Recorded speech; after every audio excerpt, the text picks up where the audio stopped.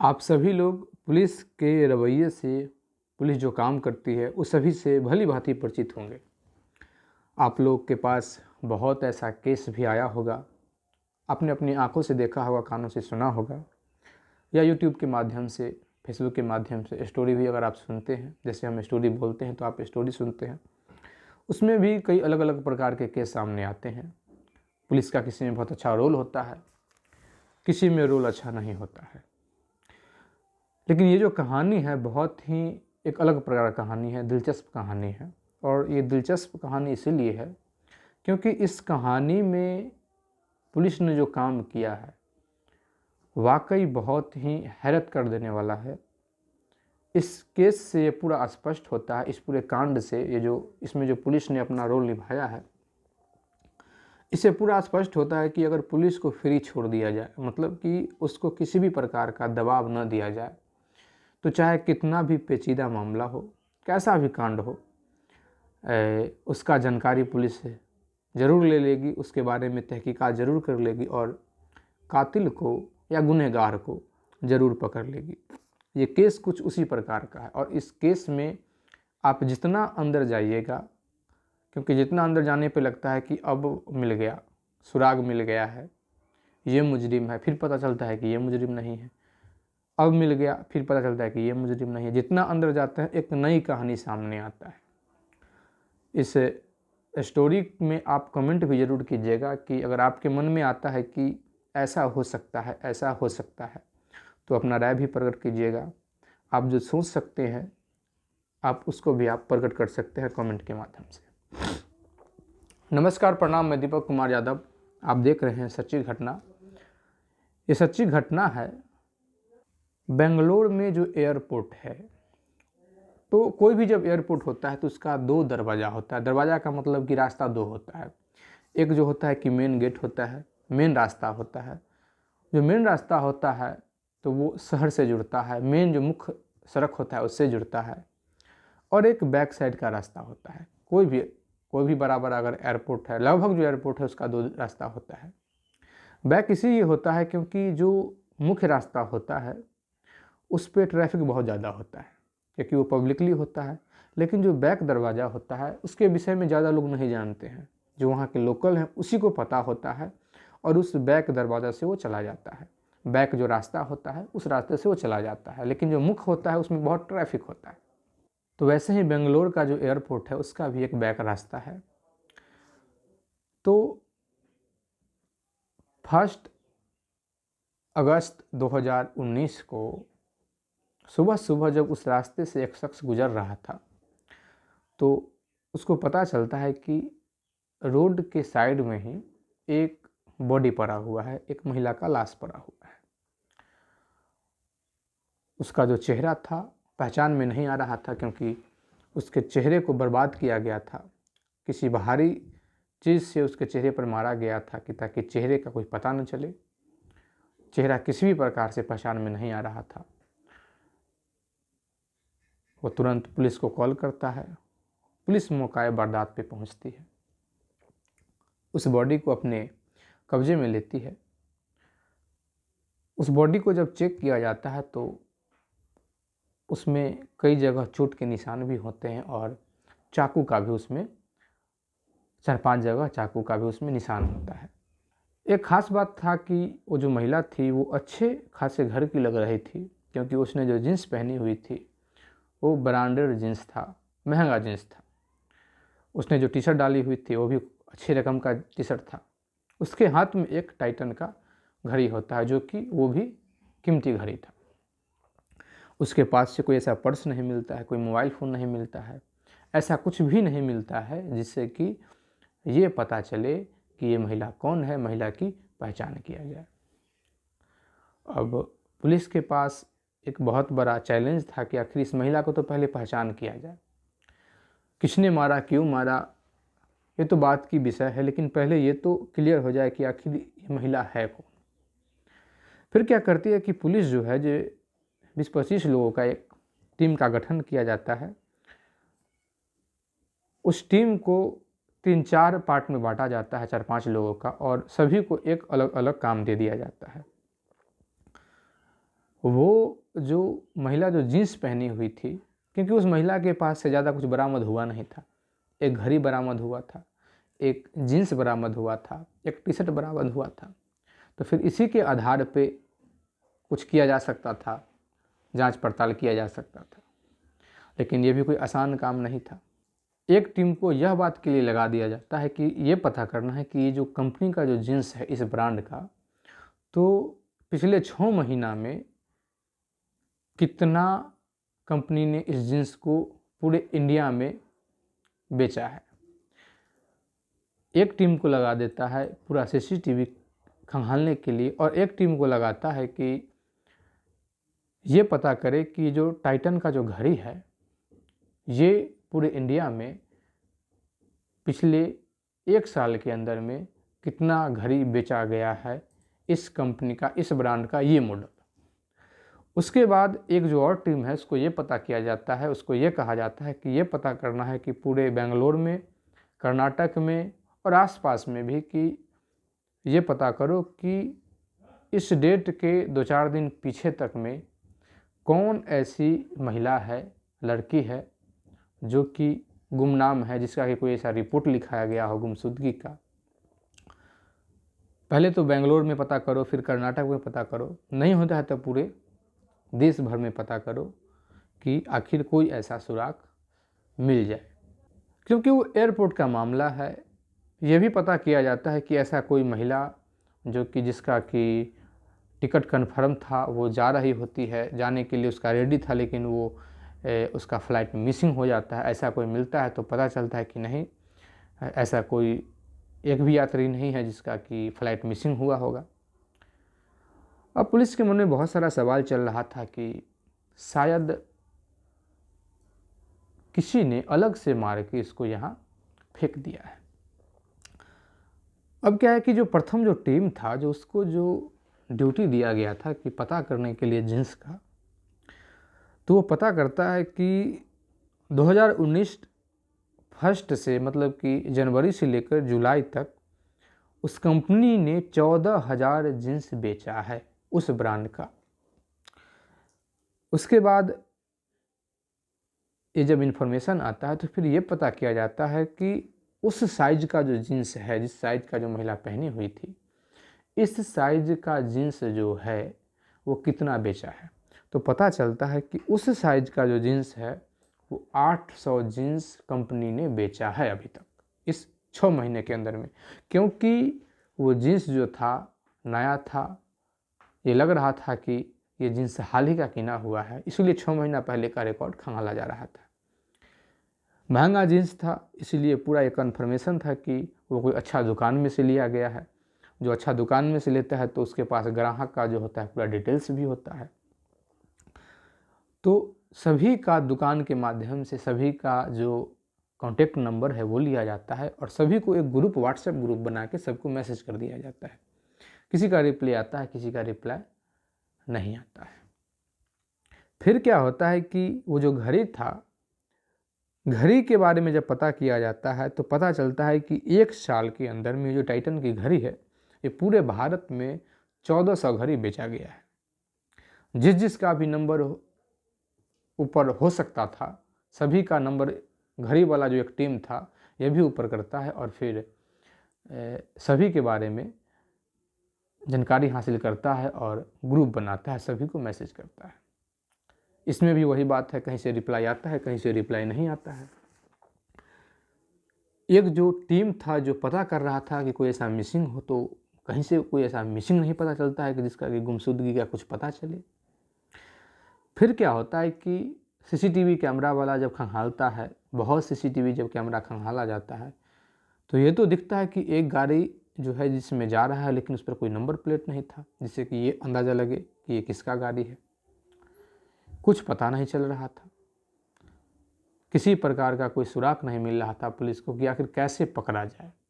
अब क्या कि पुलिस बहुत परेशान है कि आखिर कैसे पता किया जाए कि आखिर ये महिला है कौन।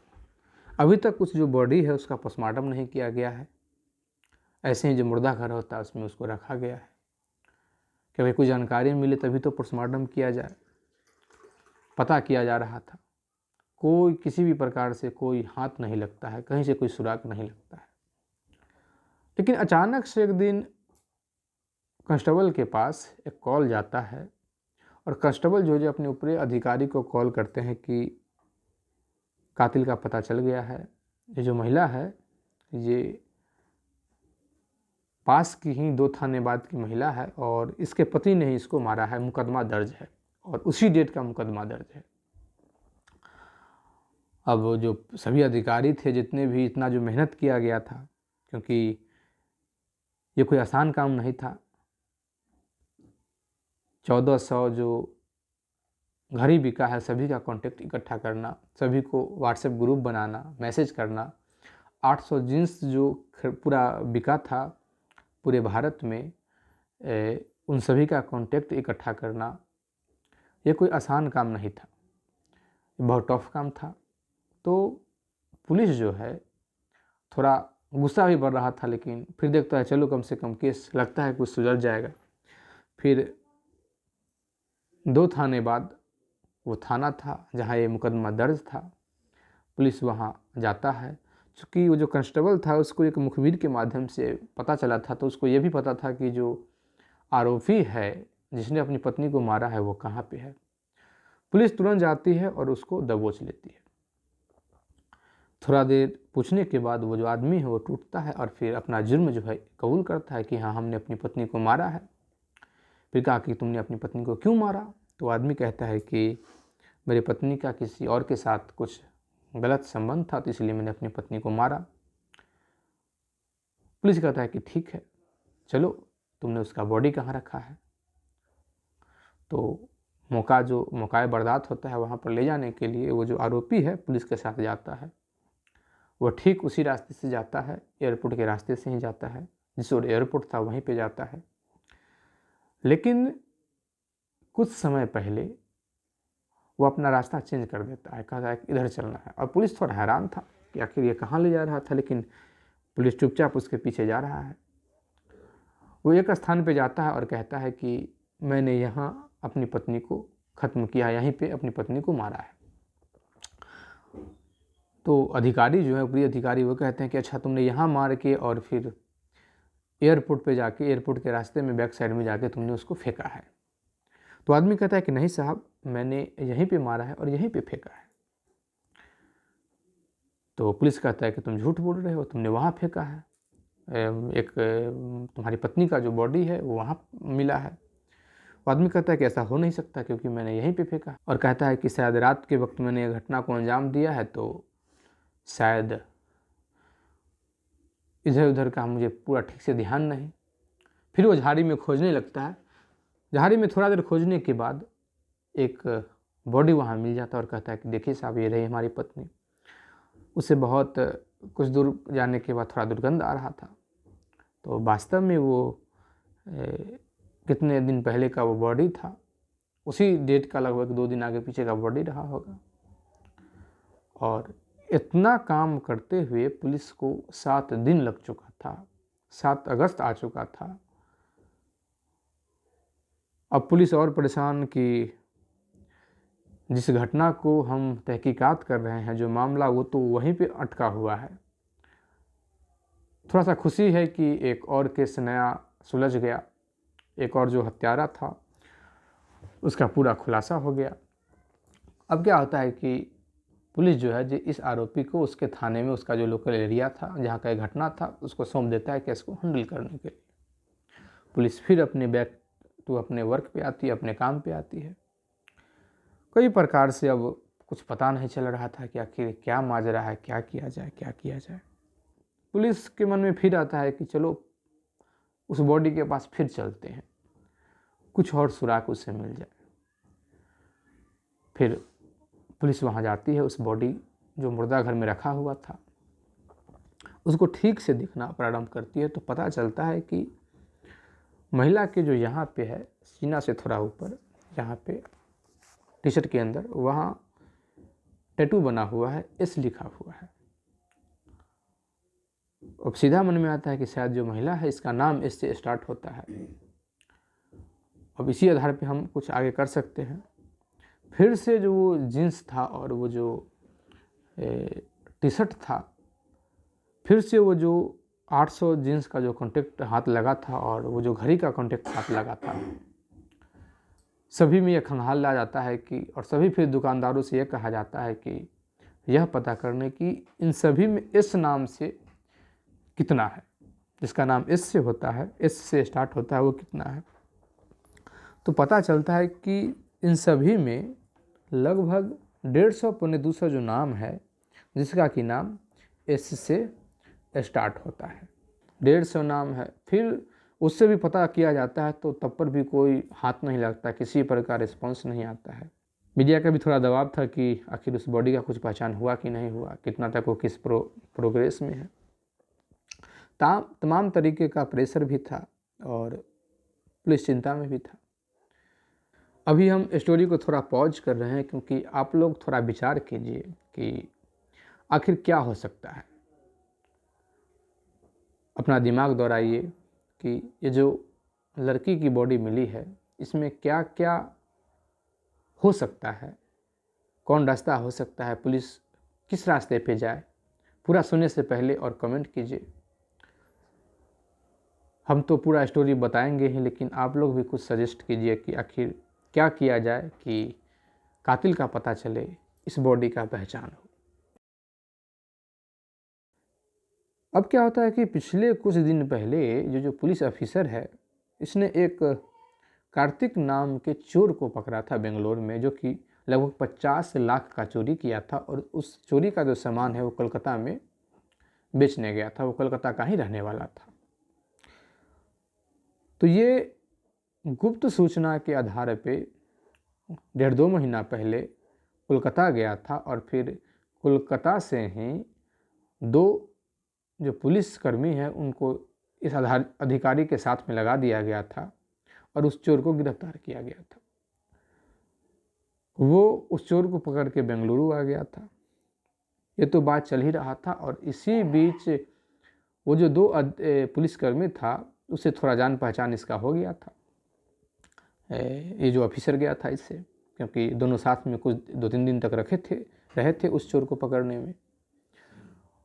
अब वो जो कोलकाता वाला है वो बार बार कह रहा था कि सर, वो जो चोर मैंने कार्तिक को दिया है उसको कुछ दिनों के लिए आप कोलकाता भेजिए, क्योंकि उससे हमें भी कुछ पूछताछ करना है, क्योंकि उसने यहाँ भी कुछ घटनाओं को अंजाम दिया है, उससे भी कुछ खुलासा मिले।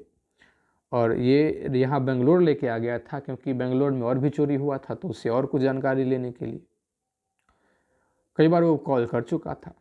अब पुलिस यहाँ अधिकारी परेशान थे इस केस के सिलसिले में, क्योंकि इतना कुछ हो गया था, इतना कांटेक्ट से इतने लोगों से बात करने के बाद भी कुछ हाथ नहीं लग रहा था। वो बॉडी जो है मुर्दा घर में है, क्या किया जाए। और पूरा ये था कि ये कोई बड़े घर की लड़की लग रही है, बड़े घर की औरत लग रही है, क्योंकि उसने महंगा जो जीन्स पहन रखा था। ऐसे देख के लग रहा था, चेहरा तो नहीं दिख रहा था, लेकिन ऐसे देख के लग रहा था कि कोई बड़े घर की बेटी है ये। और पुलिस थोड़ा ज़्यादा टेंशन इस बात को लेकर भी थी कि कहीं कुछ ऐसा पता चलता है तो फिर हम लोग और परेशानी में चले आएंगे। उसका फिर कॉल आ जाता है, तो 3 बार वो कॉल कर देता है कि अभी इससे क्या बात करें। फिर कॉल करता है तो ये अधिकारी हैं, ये कहते हैं कि देखिए, अभी जो कार्तिक वाला मामला है उसको थोड़ा छोड़ दीजिए, क्योंकि हम एक दूसरे केस में उलझे हुए हैं। फला ऐसा कुछ बताता है कि एक लड़की का बॉडी मिला है और इतना हम लोग परेशान हैं कि हम क्या बताएं, कुछ पता नहीं चल रहा है। अब क्या है कि वो कांस्टेबल फ़ोन रख रहा होता है, उसी समय कहता है कि 1 मिनट रुकिए। एक कलकत्ता में ही एक लड़की का मिसिंग रिपोर्ट है, वह भी है उसी डेट का, और वो लड़की पेशे से मॉडल है, इवेंट्स जो है उसको अटेंड करती है, इस प्रकार का उनका काम है, मॉडलिंग आउट का काम है। और एक कॉमन बात यह है कि 29 जुलाई को वो जो लड़की है वो बेंगलोर गई है एयर हवाई जहाज़ से।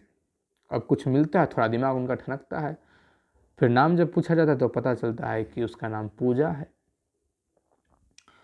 फिर क्या है कि जो पुलिस अधिकारी हैं ये कहते हैं कि ठीक है, मैं आपके व्हाट्सएप नंबर पे कुछ जो तस्वीर है वो हम सेंड कर रहे हैं, आप कन्फर्म करके बताइए कि क्या ये वही है या कोई और है। अब क्या है कि अपने जो निचली पुलिस है उससे कह देते हैं कि इस ग्रुप पे, कोलकाता वाले ग्रुप पे जो एक हैं वो पुलिसकर्मी, उनके पास तुम जितना भी तमाम जो फोटोग्राफ है उसको तुम जल्दी से वहाँ सेंड करो। कुछ बात चल ही रहा था, इतने में एक और फ़ोन कॉल्स जाता है कांस्टेबल के पास। उसके पास जाता है जो फ़ोन कॉल्स मिला रहा था कि कहीं से कुछ ऐसा जानकारी मिल जाए जींस वाले के पास, घड़ी वाले के पास।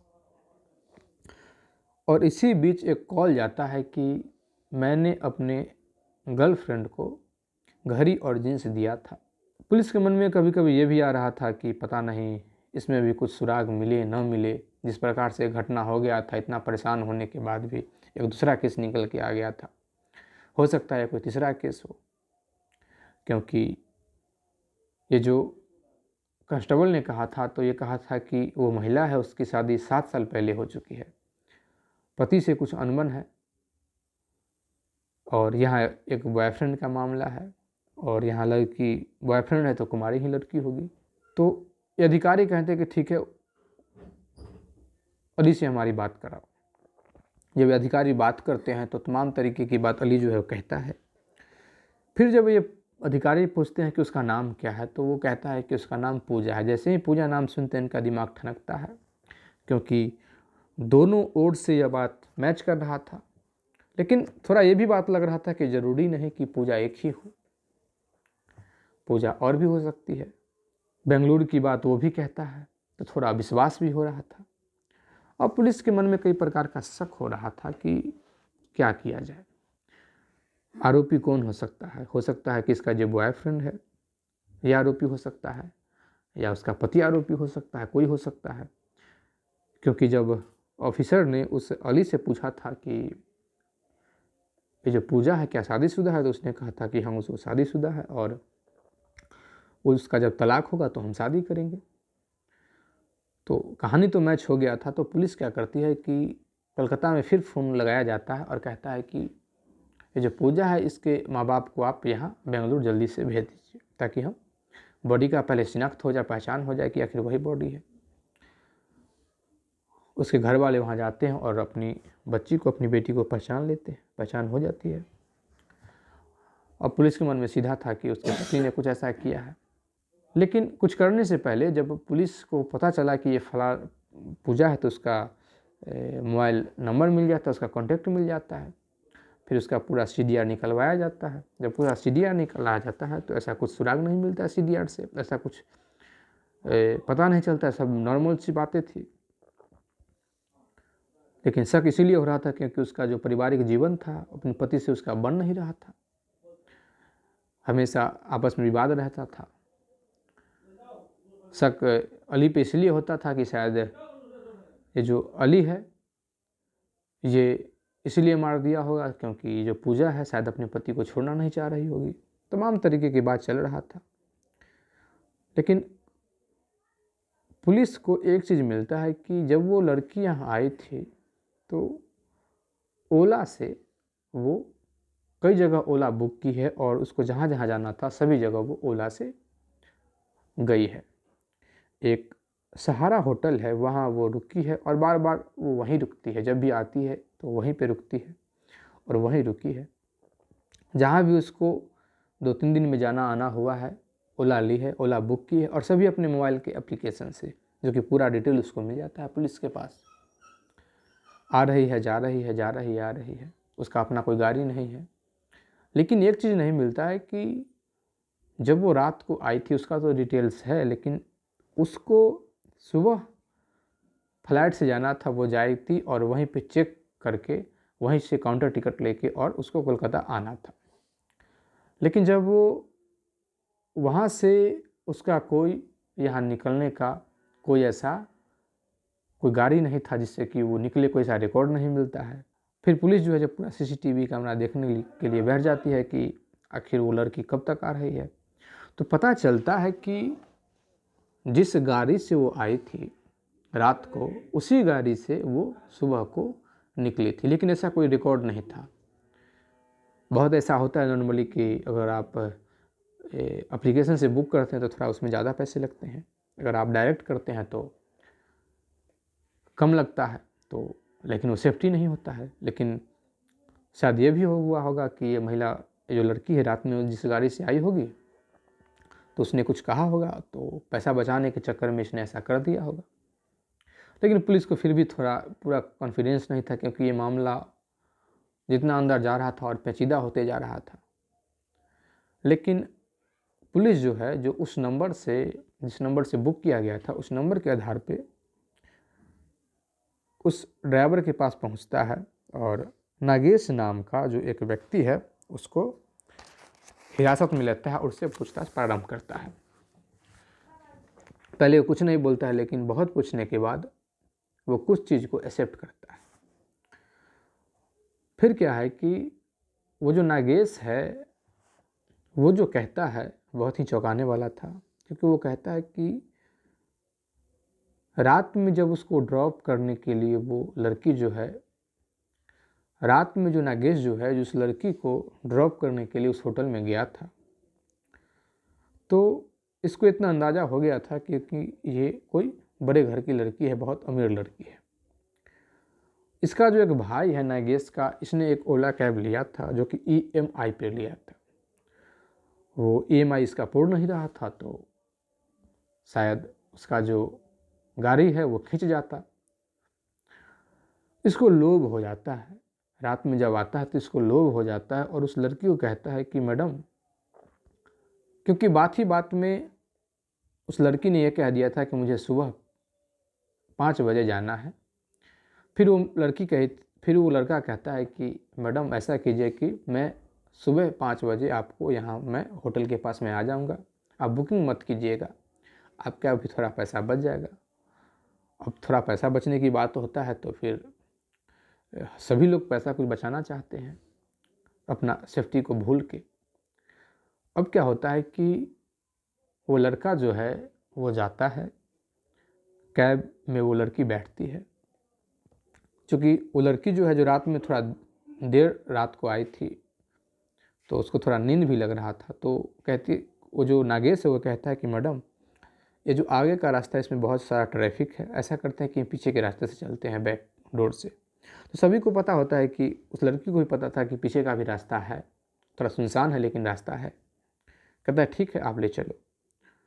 अब क्या होता है कि एक बार किसी के साथ आने के बाद लोग को ये लगता है कि शायद इससे हमारा जान पहचान हो गया है, लेकिन वो जो लड़का था पूरा प्लानिंग से आ चुका था। जैसे ही लड़की सोती है, एक सुनसान जगह पे गाड़ी को रोक दिया जाता है और हाँ, लड़का हाथ में रॉड लिए हुए है और दरवाज़ा खोलता है और कहता है कि चुपचाप तुम्हारे पास जितना भी पैसा हो वो मेरे हवाले कर दो, वरना मैं तुमको इस रॉड से यहीं पे ख़त्म कर दूंगा। लड़की हिम्मत दिखाती है और भागना चालू करती है। लड़का पीछा करता है, लेकिन लड़का को जब लगता है कि लड़की भाग जाएगी तो उसके हाथ में एक चाकू भी था। वो 4 जगह लड़की को चाकू से वार करता है। लड़की थोड़ा गिर जाती है तो एक भारी सा पत्थर उठा के उस लड़की के सर पे मार देता है। लड़की वहीं पे मर जाती है। सर को कुचल देता है, इस प्रकार से कुचल देता है कि पहचान ना आए। उसके पास जो कुछ पैसे बचे हुए थे, पर्स उर्स जितना भी था, जितना भी ये ले सकता था, सभी को लेके ये वहीं से वापस हो जाता है। उस लड़के का जो नियत था कुछ गलत भी था, शायद गलत विचार भी उसके मन में था, लेकिन वो लड़की ने हिम्मत जताया। लड़के ने ये बात कहा है, हो सकता है इसके पीछे कोई और वजह हो, लड़का ने कुछ ज़बरदस्ती किया होगा, ये भी हो सकता है। लेकिन इस मामले में पुलिस ने जितना मेहनत किया, इतना मेहनत करने का ही ये नतीजा है कि पुलिस को यह कातिल का पता चला, उस बॉडी का शिनाख्त हो पाया, पहचान हो पाया। पुलिस का रवैया इस स्टोरी में इतना अच्छा रहा है कि जितना भी तारीफ़ किया जाए वो शायद कम पड़ जाएगा, क्योंकि नॉर्मली लोग, हम भी कह देते हैं, आप भी सुन लेते हैं कि पुलिस ने एक किया, 800 नंबर से बात किया, लेकिन ज़रा आप 10 नंबर से ही बात करके देखेंगे, पूछ के देखेंगे, तो पता चलेगा कि अलग अलग लोग क्या क्या रिस्पॉन्स देते हैं। सबसे अहम बात होता है CCTV को चेक करना, ये पता करना कि कितना CCTV कैमरा लगा हुआ है, कहाँ कहाँ लगा हुआ है, और सभी को बैठ के देखना। ये बहुत टफ काम होता है, सभी के स्थान पे जाके सभी वहाँ जाके और सभी रिकॉर्ड चेक करना ये थोड़ा टफ काम होता है, ये उतना सिंपल काम होता नहीं है। और इस कहानी के माध्यम से एक सीख भी मिलता है कि चाहे कुछ भी हो, आप कहीं जा रहे हो, यात्रा कर रहे हो, तो अपना सेफ्टी का पूरा ध्यान रखें। कितना भी जान पहचान आपका हो गया 1-2 दिन में, लेकिन अपना सेफ्टी आप कभी ना भूलें। उस लड़की की अगर हत्या हुई है, उसका एक मुख्य कारण यह है कि उस लड़की ने अपनी सेफ्टी को ध्यान में नहीं रखी।